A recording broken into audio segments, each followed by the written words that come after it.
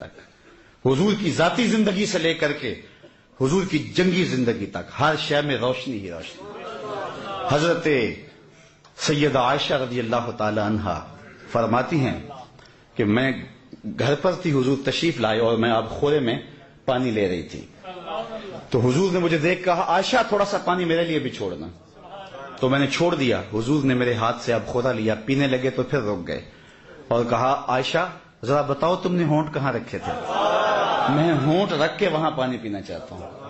اللہ اکبر، مجھے بتاؤ اگر آج اپنی بیوی کے ساتھ آپ کا رویہ یا میرا رویہ یہ ہوگا تو گھر جنت کا ٹکڑا بنے گا یا نہیں بنے گا؟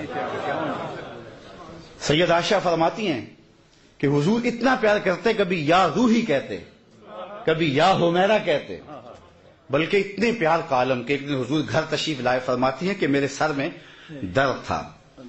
یار جب غم خار سامنے آ جائے تو پھر دکھڑے سنانے کو جی چاہتا ہے نا، تو کہا واہ راسی، ہائے میرا سر گیا، غم خار کے سامنے دکھ رکھ دیے، ساری گٹھڑی کھول دی۔